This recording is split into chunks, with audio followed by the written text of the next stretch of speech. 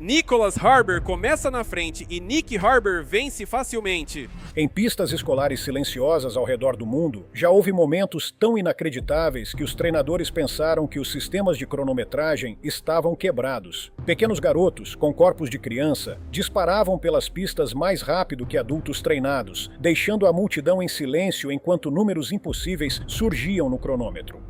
Durante alguns breves anos, eles pareciam destinados a se tornar os próximos reis da velocidade, futuros atletas olímpicos, futuros campeões mundiais, talvez até o próximo Usain Bolt. Mas então algo estranho começou a acontecer. Alguns desses meninos continuaram acelerando e conquistaram o cenário mundial. Outros desapareceram quase completamente antes mesmo de chegarem à vida adulta. Sem lesões graves, sem escândalos dramáticos, apenas o silêncio. Os vídeos pararam, os recordes permaneceram, e as crianças um dia chamadas de o futuro da velocidade desapareceram lentamente, enquanto o mundo seguia para o próximo prodígio. Porque o cronômetro consegue medir a velocidade perfeitamente, mas não pode prever o que acontece quando a infância termina. O cronômetro impossível. Existe algo profundamente estranho em observar uma criança correr mais rápido que homens adultos. O corpo parece pequeno demais, a passada muito curta e o rosto jovem demais para a velocidade que se desenrola na pista. Mesmo assim, a cada poucos anos, surge um vídeo na internet mostrando algum garoto magricela disparando em uma reta, enquanto os treinadores na lateral conferem o sistema de cronometragem 2 vezes, porque o resultado parece fisicamente impossível. No atletismo juvenil, o cronômetro cria lendas muito antes da vida adulta chegar. Pais filmam das arquibancadas, comentaristas começam a sussurrar sobre futuros olímpicos, e as redes sociais transformam crianças em fenômenos virais antes mesmo de terem idade para dirigir um carro. Quanto mais rápidos os tempos se tornam, mais as pessoas começam a acreditar que estão presenciando os estágios iniciais de outro Usain Bolt. Um dos exemplos mais claros veio dos Estados Unidos no início da década de 2010, quando um jovem velocista chamado Willie Washington começou a quebrar recordes mundiais de categoria quase mais rápido do que as pessoas conseguiam processar. Entre os 6 e os 9 anos de idade, ele registrou tempos tão absurdos que pareciam mentira. Aos 6 anos, correu os 100 metros em 14,3 segundos. Aos 9, já havia baixado para 12,45. A maioria dos adultos teria dificuldade para correr tão rápido mesmo após treinamento, mas ali estava um aluno da 4ª série voando na pista, enquanto o público reagia com incredulidade. Os vídeos de Willie se espalharam por toda parte porque despertaram o mesmo instinto que as pessoas sempre sentem diante de prodígios. O ser humano adora certezas, especialmente quando o talento surge de forma precoce e avassaladora. No momento em que uma criança domina as competições de forma tão completa, o público para de enxergar apenas um garoto e passa a ver um futuro finalista olímpico. Mas o atletismo juvenil esconde um padrão que torna essas histórias muito mais complexas do que parecem à primeira vista. Enquanto alguns fenômenos mirins continuam evoluindo a cada ano, outros desapareceram completamente do esporte aos poucos, deixando para trás apenas imagens granuladas de corridas e tempos impossíveis, congelados ao lado de seus nomes nos livros de recordes. A vantagem de que ninguém fala. Durante anos, as pessoas trataram as provas de velocidade juvenil como uma bola de cristal. Se uma criança dominava cedo o suficiente, a suposição era automática. A grandeza já havia se revelado. Mas cientistas do esporte acabaram percebendo um padrão que complicou toda a ideia dos prodígios infantis. Algumas crianças não são apenas talentosas mais cedo, elas se desenvolvem fisicamente mais cedo. No atletismo juvenil, isso é conhecido como maturação biológica. 2 jovens de 13 anos podem estar lado a lado na linha de partida enquanto vivem estágios de desenvolvimento físico completamente diferentes. Um pode ainda ter o corpo de uma criança, enquanto o outro já apresenta a densidade muscular, a coordenação, os níveis hormonais e a potência de alguém anos à frente biologicamente. Na pista, essa diferença pode parecer enorme. Pesquisadores que estudam jovens atletas de elite descobriram repetidamente que aqueles com maturação precoce costumam estar sobre-representados em competições juniores, porque a velocidade e a explosividade respondem fortemente ao crescimento físico. Um garoto que se desenvolve mais rápido pode naturalmente gerar mais força a cada passada e parecer drasticamente superior muito antes de a vida adulta equilibrar o jogo. De repente, o mistério em torno de certos prodígios que desapareceram começa a fazer mais sentido. O domínio de Willie Washington parecia quase sobrenatural aos 6, 7 e 8 anos de idade. No entanto, ao chegar à adolescência, a distância entre ele e os demais desapareceu aos poucos. Outros atletas ficaram mais altos, fortes e explosivos, enquanto a vantagem que um dia tornou Willie intocável já não o separava mais do grupo da mesma forma. Isso não significa que seu desempenho na infância não teve valor. De muitas maneiras, foi ainda mais fascinante porque revelou como as previsões esportivas são frágeis. O cronômetro pode medir a velocidade com perfeição, mas não consegue prever estirões de crescimento, lesões, motivação, pressão ou como o corpo de um adolescente reagirá quando o resto do mundo o alcançar fisicamente. Porque a internet ama prodígios infantis, mas raramente fica por perto o suficiente para ver o que acontece depois. Uma criança pode se tornar famosa antes mesmo do ensino médio e ainda assim desaparecer silenciosamente do esporte alguns anos depois, sem que quase ninguém note a transição acontecendo em tempo real. No entanto, alguns atletas superam essa fase completamente. Alguns continuam evoluindo após a puberdade, após a pressão e depois que a competição se torna verdadeiramente de elite. Aqueles que continuaram ficando mais rápidos. Um dos exemplos modernos mais claros é Nicholas Harbor, dos Estados Unidos. Aos 10 e 11 anos, registrou tempos nos 100 metros tão rápidos que os treinadores perceberam imediatamente que estavam diante de um atleta raro. Mas, ao contrário de muitos fenômenos mirins que atingem o auge cedo demais, Harbor continuou amadurecendo junto com sua velocidade, em vez de se distanciar dela. Ao chegar ao ensino médio, ele havia se transformado em algo fisicamente absurdo, com 1,95 m de altura e pesando mais de 100 quilos, enquanto ainda registrava tempos de elite no sprint. A maioria dos atletas com o porte de Harbor acaba no futebol americano ou no basquete, pois esse tamanho costuma sacrificar a aceleração e a fluidez do movimento. Em vez disso, tornou-se tanto um recruta 5 estrelas do futebol americano, quanto um dos velocistas escolares mais rápidos dos Estados Unidos. Esse equilíbrio é incrivelmente difícil de manter, pois a corrida de velocidade pune qualquer ineficiência imediatamente.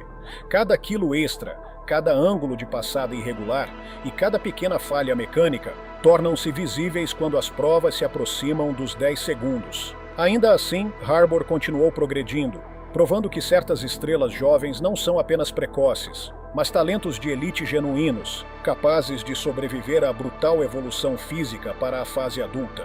Do outro lado do Pacífico, o Japão produziu outro caso fascinante com um velocista chamado Shingo Yamamoto. Aos 12 anos, correu impressionantes 11,16 segundos nos 100 metros em 1998, um desempenho que parecia quase cômico comparado às outras crianças ao seu redor. Vídeos daquela época mostram Yamamoto abrindo vantagens enormes em provas de revezamento antes de cruzar a linha de chegada dezenas de metros à frente de todos. Ao contrário de muitos recordes juvenis esquecidos, Yamamoto realmente construiu uma longa carreira profissional a partir daquela promessa precoce. Ele acabou se tornando um velocista de elite no Japão e continuou competindo até o final dos seus 30 anos. Havia algo estranhamente poético naquele desfecho porque, àquela altura, seus tempos de velocista adulto haviam se tornado mais lentos do que as marcas que registrava quando era um prodígio infantil. Depois veio Darrell Brown, de Trinidade e Tobago, o primeiro atleta desta lista cuja velocidade na adolescência começou a colidir diretamente com o nível mundial. Em 1998,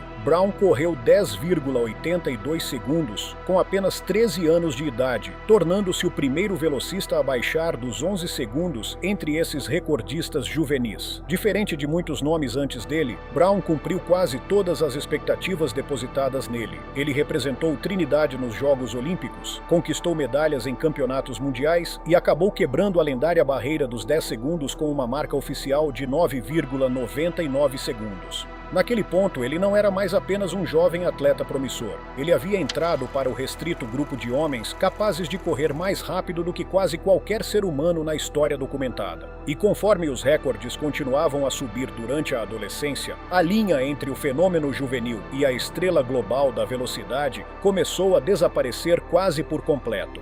Quando adolescentes começam a marcar tempos de adulto. Quando os prodígios das pistas chegam aos 16 ou 17 anos, o ambiente ao seu redor muda completamente. As pessoas param de falar sobre potencial e começam a discutir medalhas, contratos, equipes olímpicas e expectativas nacionais. As corridas deixam de parecer competições juvenis. Elas passam a exibir um nível assustadoramente próximo do profissional. Essa transição ficou evidente com a velocista jamaicana Brianna Williams. Ainda na adolescência, Williams registrou tempos que a colocaram entre as velocistas mais rápidas da história. A Jamaica já havia se tornado a realeza das pistas após décadas formando campeões olímpicos, por isso, qualquer jovem excepcional atrai o interesse imediato de treinadores, da imprensa e de fãs em busca da próxima superestrela do país. Para atletas tão novos, essa atenção pode se tornar sufocante muito rápido. Uma única temporada brilhante se transforma subitamente em entrevistas, negociações de patrocínio, debates na internet e comparações constantes com lendas que levaram anos construindo suas carreiras. Um adolescente pode acordar como um estudante talentoso e ir dormir como um símbolo nacional, carregando expectativas grandes demais para a sua idade.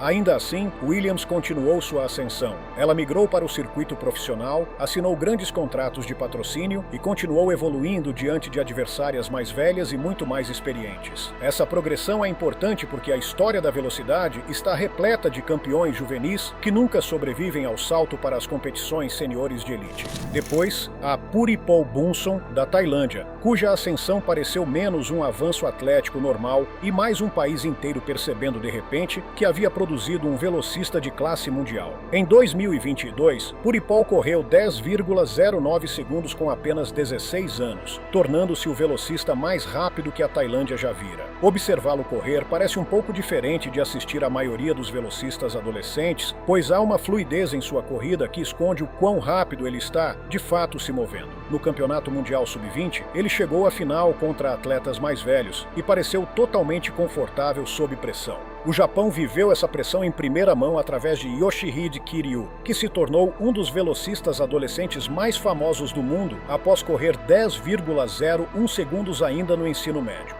Quase imediatamente ele recebeu um apelido que o seguiu por toda parte: o Usain Bolt japonês.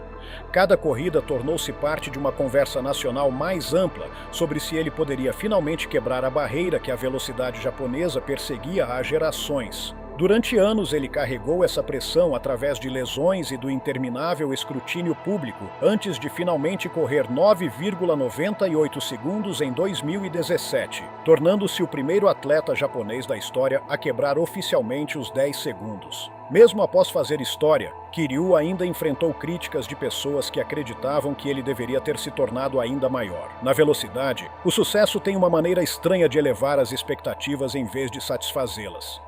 Trayvon Bromell e a brutal realidade de se manter na elite. Quando os recordes de categoria chegam aos 18 ou 19 anos, os números perdem totalmente aquele ar de juventude.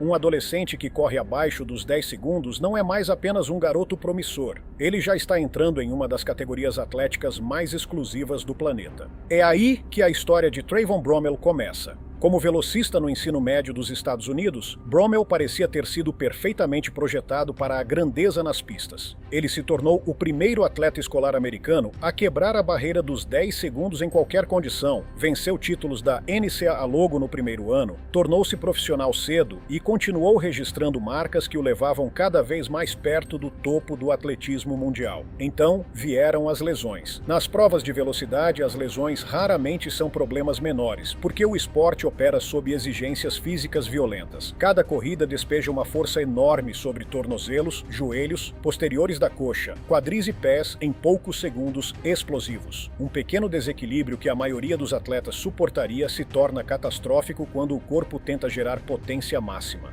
O maior pesadelo de Bromell veio com lesões repetitivas no tendão de Aquiles e no pé, que quase destruíram sua carreira por completo. Em certo ponto, ele passou por cirurgias tão graves que até caminhar normalmente se tornou difícil durante a recuperação. Para um atleta cuja identidade dependia de movimentos explosivos, o abalo psicológico foi brutal. O público costuma lembrar apenas dos tempos das provas. Lembram das medalhas, do ranking e dos melhores momentos que viralizam na internet. O que ninguém vê são as sessões intermináveis de reabilitação e a realidade assustadora de que um único tendão lesionado pode apagar todo o talento de uma vida. Muitos velocistas jamais retornam após lesões como as de Bromell. A aceleração desaparece, a confiança se quebra, ou o corpo simplesmente se recusa a cooperar em velocidades de elite. Mas, de alguma forma, Bromell lutou para voltar. Anos depois de médicos e críticos duvidarem se ele ainda conseguiria competir em alto nível, ele retornou às pistas e passou a registrar alguns dos tempos mais rápidos da história da humanidade. Em 2021, ele marcou 9,76 segundos, tornando-se um dos homens mais velozes já registrados após anos de colapso físico.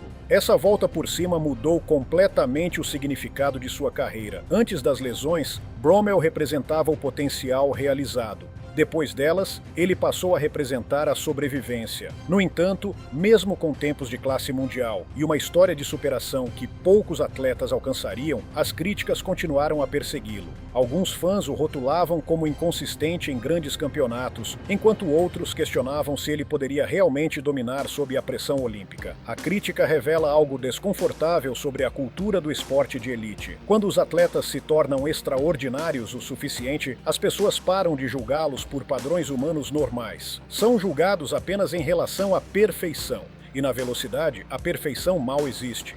Por que alguns prodígios infantis desaparecem? Ao olhar para os recordes juvenis, o foco costuma cair sobre os nomes que se tornaram famosos. Lembram-se de finalistas olímpicos, contratos profissionais e medalhas em campeonatos mundiais. Mas, por trás dessas histórias de sucesso, existe um grupo muito maior de atletas que pareciam imparáveis na infância antes de desaparecerem silenciosamente do esporte de elite. Na maioria das vezes, os motivos são dolorosamente comuns. Alguns corpos simplesmente param de se desenvolver na direção certa para a velocidade. Uma criança que domina aos 11 anos pode não ganhar a altura, a força, a coordenação ou a explosão necessárias para sobreviver à competição adulta de elite. Outros atletas crescem rápido demais, lutam contra lesões recorrentes ou perdem a mecânica fluida que antes fazia o ato de correr parecer natural. Para muitos jovens velocistas, a pressão emocional torna-se tão perigosa quanto as exigências físicas. Imagine tornar-se famoso antes mesmo do ensino médio, com estranhos discutindo seu futuro olímpico na internet, enquanto cada prova vira, aos poucos, uma medição pública para saber se você ainda corresponde às expectativas. A vida fora das pistas também importa. Situações familiares mudam, realidades financeiras surgem, a educação vira prioridade e as oportunidades desaparecem dependendo de onde o atleta vive. Um futuro velocista de nível mundial nascido no ambiente errado pode nunca receber o treinamento adequado, suporte de recuperação ou tratamento médico durante os anos que mais importam. É por isso que recordes juvenis podem parecer estranhamente assombrosos anos depois. Alguns nomes continuam subindo até se tornarem atletas olímpicos ou heróis nacionais. Outros congelam permanentemente no tempo, preservados apenas por filmagens granuladas e tempos de cronômetro impossíveis de tardes de infância que, por um breve momento, convenceram as pessoas de que estavam vendo o futuro da velocidade acontecer em tempo real. E talvez seja isso que torne essas histórias tão fascinantes. No fundo, elas não servem para prever a grandeza. Elas mostram o quão frágil a grandeza realmente é. Alguns dos garotos mais rápidos de que se tem registro tornaram-se atletas olímpicos, heróis nacionais e velocistas de elite. Outros desapareceram antes mesmo da idade adulta. No entanto, cada um deles revelou a mesma verdade. O talento pode abrir as portas para a grandeza, mas sobreviver à pressão, ao crescimento, às lesões e ao tempo é o que realmente decide quem permanece lá.